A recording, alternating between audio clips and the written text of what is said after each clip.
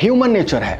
अक्सर हम सुनी सुनाई बातों पर यकीन कर लेते हैं और उसे सच मान लेते हैं। जैसा कि हम सब जानते हैं कि रावण विजयदशमी के दिन मरा था। इसी दिन भगवान श्री राम ने रावण को मार गिराया था और अच्छाई पर बुराई की जीत मनाई गई थी। और यह हमारी किताबों में भी है, जिसे हम बचपन से पढ़ते आ रहे हैं। परंतु ये सच नहीं है। विजयदशमी को भगवान राम जी ने रावण से युद्ध शुरू किया था। विजयदशमी को रावण का वध नहीं हुआ था। जी हाँ, विजयदशमी को राम जी ने रावण से युद्ध शुरू किया था, विजय यात्रा शुरू की थी। इसलिए कहते हैं कि शास्त्रों का ज्ञान होना बहुत जरूरी है। दिवाली से ठीक एक दिन पहले रावण का वध होता है। उसी दिन राम जी के वनवास का समय पूरा होता है। रावण जब अपनी अंतिम सांस ले रहा था, तब श्री राम ने रावण से अनुरोध किया कि मेरा भरत मेरा इंतजार कर रहा है। अगर मैं एक दिन भी विलंब पहुंचूंगा, लेट से पहुंचूंगा, तो वो अपने प्राणों का त्याग कर देगा। कृपया करके आप मुझे अपना पुष्पक विमान दे, जिस पर मैं सवार होकर अयोध्या के लिए रवाना हो सकूं। तब रावण ने श्री राम को वो पुष्पक विमान दिया, जिसके बाद पुष्पक विमान पर सवार होकर पलक झपकने की स्पीड से अयोध्या पहुंच चुके थे राम। उसी दिन से दिवाली मनाया जाता है। में भी हो सकता है कि आप में से बहुत सारे लोगों ने इस कहानी को पहली बार सुना हो, लेकिन छोटी दिवाली सेलिब्रेट करने का एक कारण और है, जो कि त्रेता युग के बाद द्वापर युग की कहानी है। दरअसल छोटी दिवाली को यम दिवाली या नरक चतुर्दशी भी कहा जाता है। इस दिन सभी लोग यम देवता के नाम का दिया अपने घर के बाहर दक्षिण दिशा में जलाते हैं।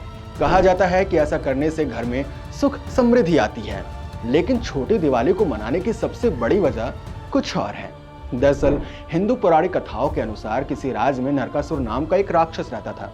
वो काफी ज्यादा बलशाली था। उसने इंद्र को भी पराजित कर रखा था। इसके अलावा नरकासुर ने देवी देवताओं व ऋषि मुनियों की बेटियों का हरण कर उन्हें बंदी बनाकर अपने पास रखा था। इस तरह से उसने अपनी शक्तियों का दुरुपयोग करके 16,000 स्त्रियों को बंदी बना लिया था।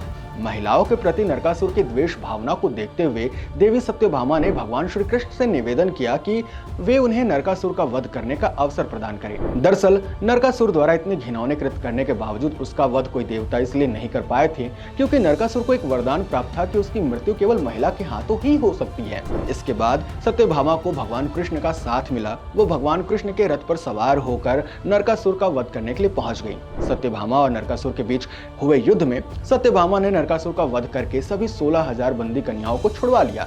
हालांकि इतने समय से नरकासुर के कैद में रही स्त्रियों के आबरू पर लोग सवाल उठाने लगे। इसीलिए उन सभी स्त्रियों को समाज में सम्मान और मान्यता दिलाने के लिए भगवान कृष्ण ने सभी स्त्रियों को अपने पत्नी के रूप में स्वीकार कर लिया।